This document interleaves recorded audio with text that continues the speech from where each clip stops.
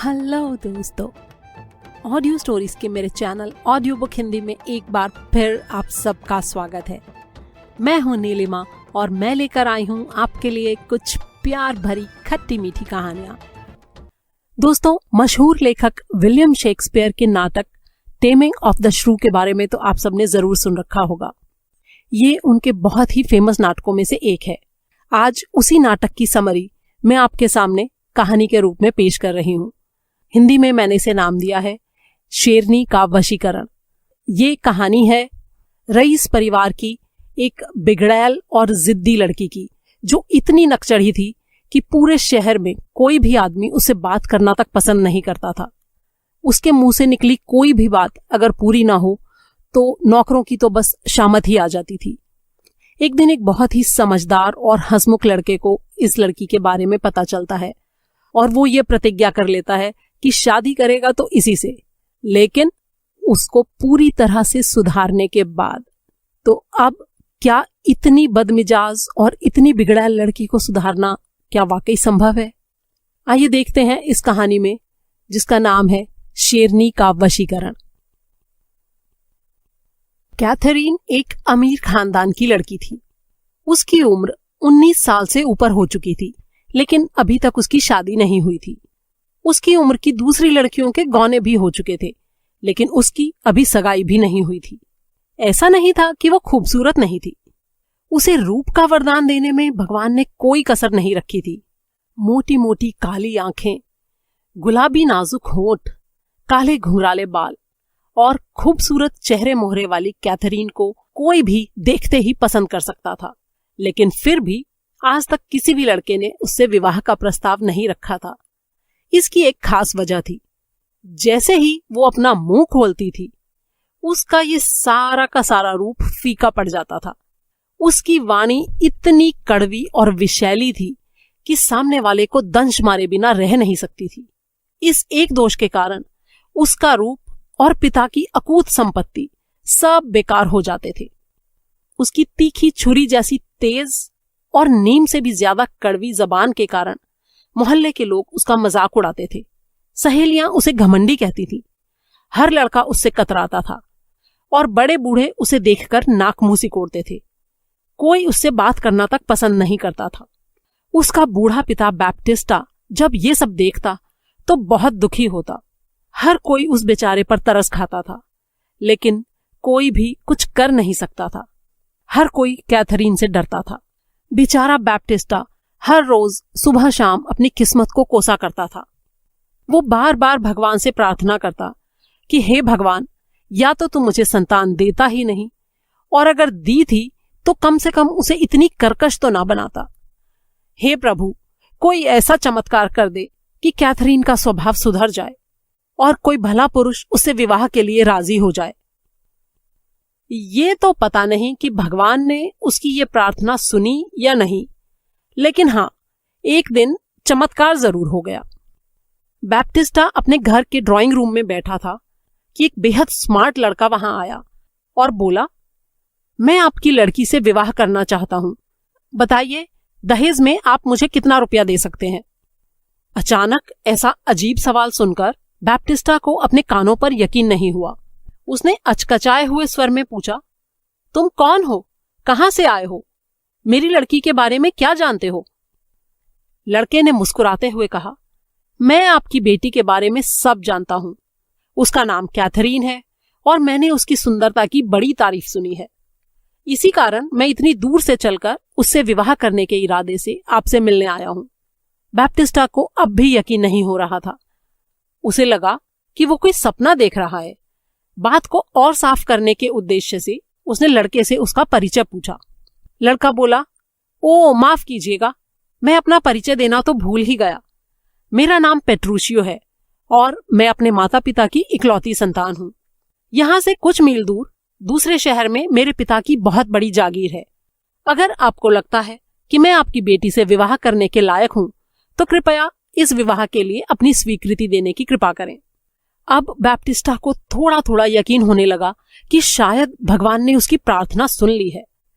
फिर भी पूरा आश्वस्त होने के लिए उसने कहा, पेट्रूशियो, पहले तुम कैथरीन से मिलो और उससे बात करके देख लो। उसके बाद अगर तुम दोनों एक दूसरे को पसंद करते हो तो मुझे तुम्हारे विवाह में कोई आपत्ति नहीं। पेट्रूशियो ने इसके लिए हामी भर ली और बैप्टिस्टा धड़कते दिल से कैथरीन को बुलाने के लिए घर के भीतर चला गया। पेट्रूशियो यहां आने से पहले ही हर बात पर अच्छी तरह सोच विचार करके पूरी प्लानिंग के साथ आया था। उसने पहले से ही तय कर रखा था कि वो कब और किस तरह से कौन सी बात कहेगा और कब कौन सा सवाल करेगा। उस वक्त वो बैठा हुआ मन में वो सारी बातें दोहरा ही रहा था कि कैथरीन ने कमरे में प्रवेश किया। उसे देखते ही वो इस तरह हड़बड़ाकर खड़ा हुआ जैसे अचानक उसे किसी देवी के दर्शन हो गए हों। बड़ी ही नम्रता और प्रेम भरे स्वर में बोला, कैथरीन, मेरे दिल की मलिका, तुम कैसी हो? कब से यहां मैं तुम्हारी राह में पलकें बिछाए बैठा हूं। कैथरीन शेरनी की भांति गुर्राई और बोली, ये क्या बेहुदा बकवास है? तुमने मुझे यहां किस लिए बुलाया है? पेट्रिशियो ने आंख बंद करके भाव विभोर होने का नाटक किया और बोला, कितनी मीठी आवाज है तुम्हारी। दिल चाहता है आंखें बंद करके बस जिंदगी भर तुम्हारी ये आवाज ही सुनता रहूं, लेकिन ये तो बहुत गलत होगा। इतना बोलने से कहीं तुम्हारे कोमल होठों में दर्द ना होने लगे। उसकी ये बात सुनकर कैथरीन की त्योरियां और ज्यादा चढ़ गईं और वो उसे ऐसे घूरने लगी जैसे अभी कच्चा चबा जाएगी। वो अभी उसे घूर ही रही थी कि पेट्रिशियो ने अपना अगला दांव फेंका।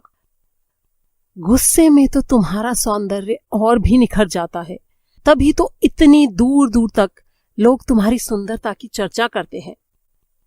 वो अभी और भी ऐसा ही न जाने क्या क्या बोले जा रहा था कि अचानक कैथरीन खिलखिलाकर हंस पड़ी। उसने अपनी जिंदगी में किसी के मुंह से अपनी इतनी तारीफ कभी नहीं सुनी थी। उसका पिता बैप्टिस्टा दूर खड़ा उन दोनों के चेहरे के हाव भाव देख रहा था। जब उसने कैथरीन को मुस्कुराते और हंस हंस कर पेट्रिशियो से बात करते देखा तो उसकी हैरानी की सीमा न रही। उसे ऐसा लगा जैसे वो कोई सपना देख रहा है। ये मौका हाथ से न निकल जाए, ये सोचकर उसने आनन फानन में पेट्रिशियो और कैथरीन की शादी की घोषणा कर दी। ये पेट्रिशियो की पहली जीत थी, लेकिन ये जीत उसे ऐसे ही हासिल नहीं हो गई थी। इसके लिए उसने बड़ी कड़ी मेहनत की थी। असल में वो दूर देश से आया हुआ एक परदेसी था और अपनी खुशमिजाजी और मजाकिया स्वभाव के लिए पूरे शहर में मशहूर था। उसने बहुत से लोगों से कैथरीन के कड़वे और कर्कश स्वभाव और कैंची से भी ज्यादा तेज जबान के विषय में बहुत सुन रखा था।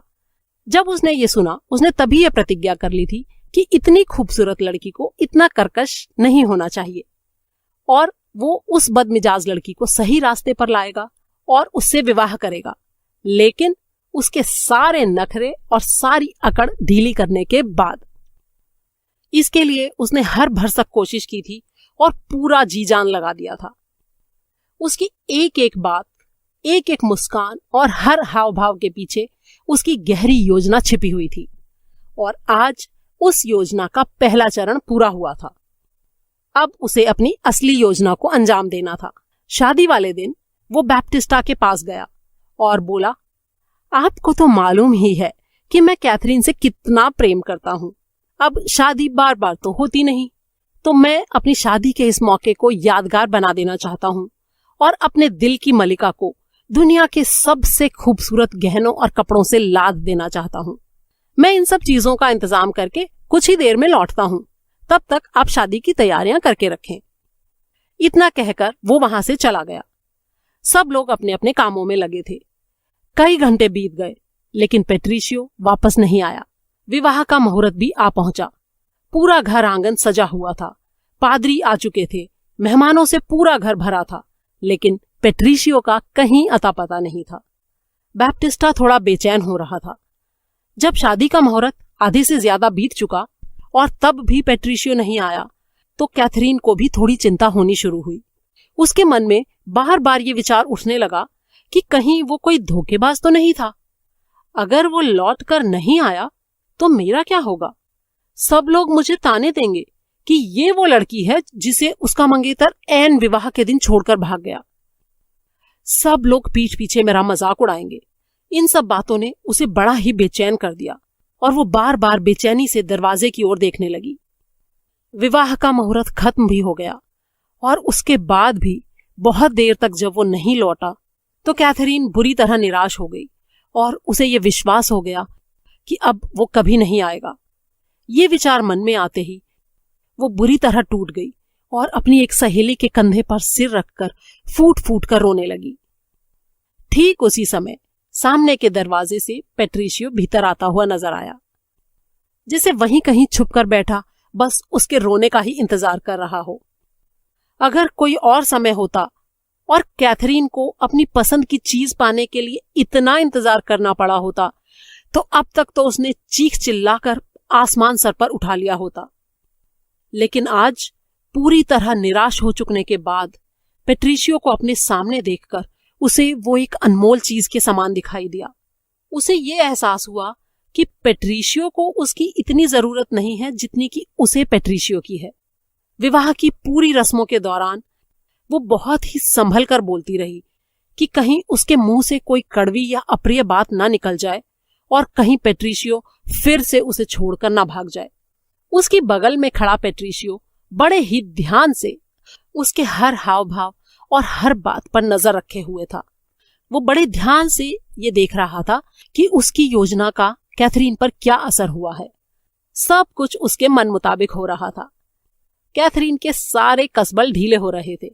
अपनी फरमाइश के पूरा हो जाने में एक पल की भी देरी होने पर अपनी जुबान के चाबुक की मार से नौकरों की चमड़ी छील डालने वाली कैथरीन आज घंटों की देरी हो जाने पर भी मुंह पर ताला लगाए दीनहीन भाव से खड़ी थी। आखिरकार विवाह की रस्में पूरी हुई और अब पेट्रिशियो के नए तमाशे का वक्त था। जैसे ही विवाह की रस्में पूरी हुई उसने कहा कि वो तुरंत अपने घर जाना चाहता है। सब लोगों ने उसे समझाने की कोशिश की कि शादी के बाद इतनी जल्दी वरवधू को विदा नहीं किया जाता, लेकिन उसने किसी की एक नहीं सुनी।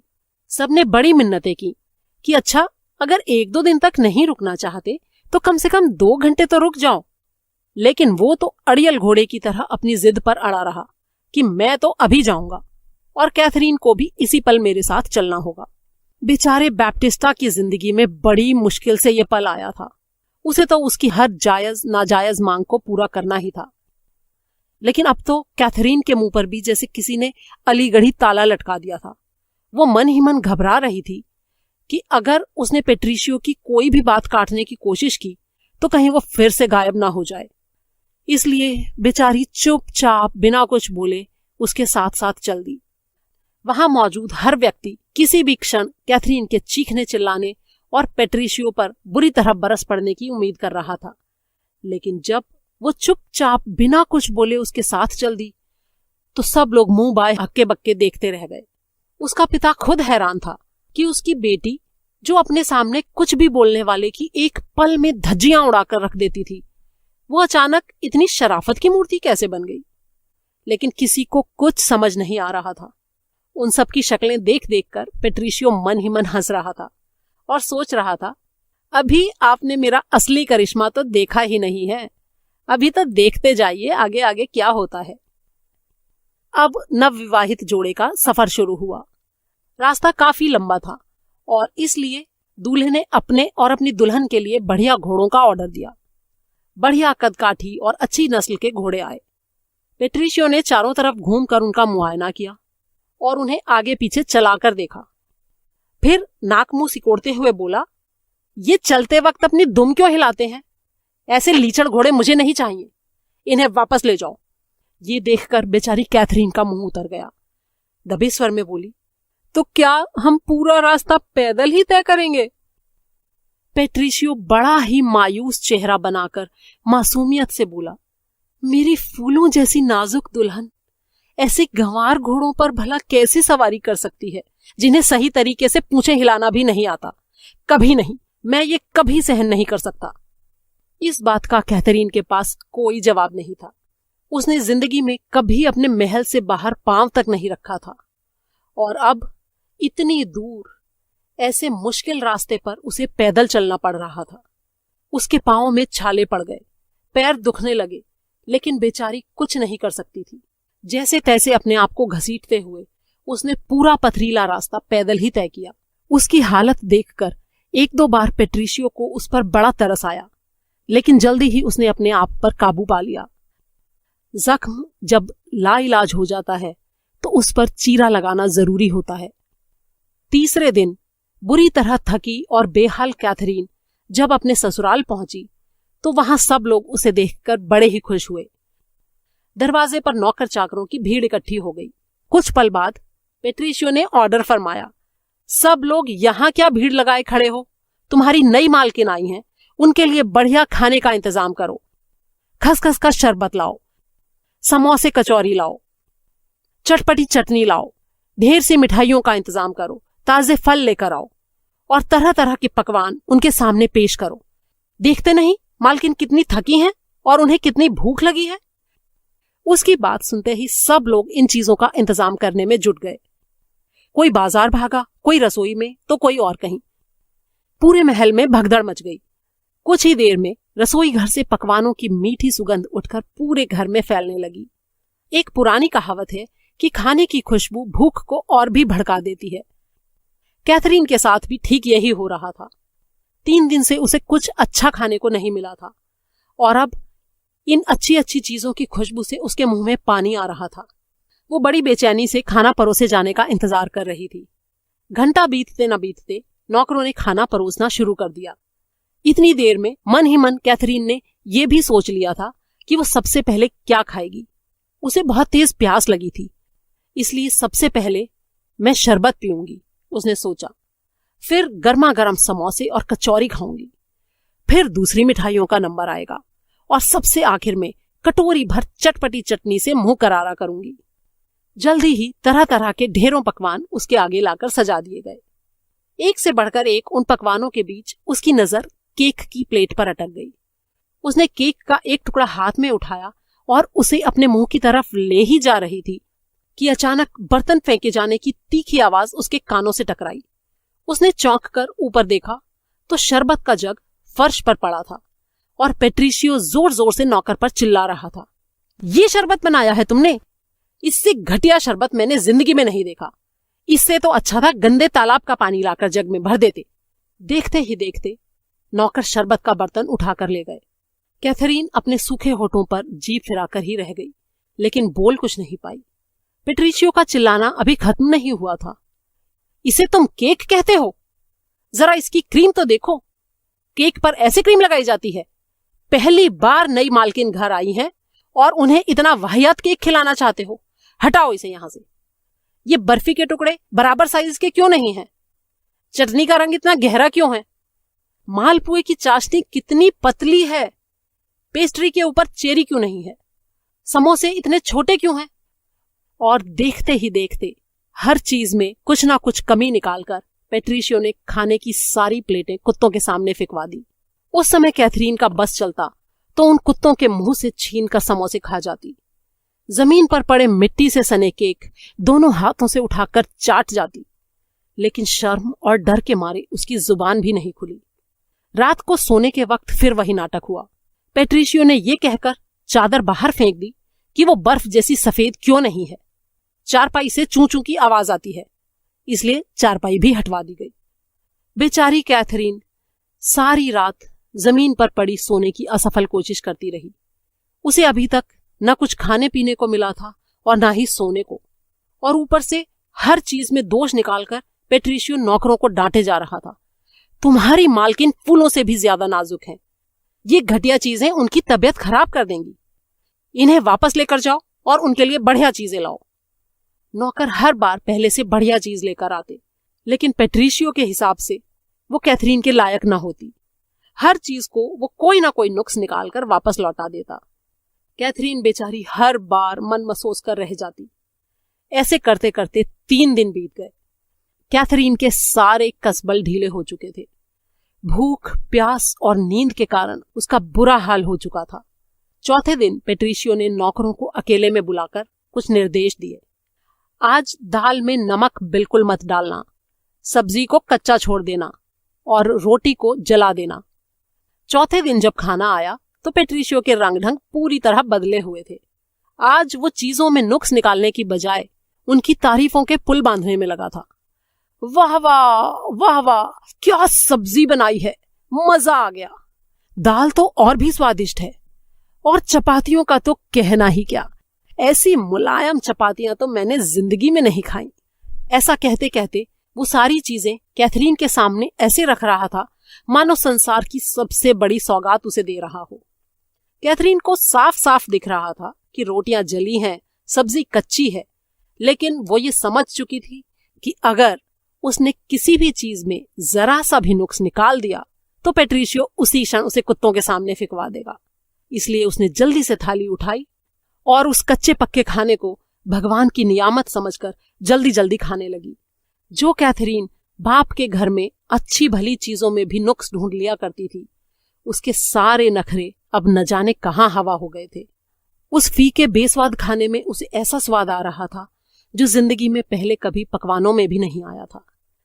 धीरे धीरे यूं ही दिन बीतते गए और कैथरीन ने किसी भी चीज के लिए ना कहना या उसमें दोष निकालना बिल्कुल बंद कर दिया। पेट्रिशियो जो कहता उसके लिए वही ईश्वर का आदेश था। वो अच्छी तरह समझ गई थी कि किसी भी चीज के लिए ना कहने का मतलब होगा भूखे प्यासे मरना और जागते हुए रातें काटना। कुछ ही महीनों में वो पेट्रिशियो के इशारों पर नाचने वाली कठपुतली बन गई।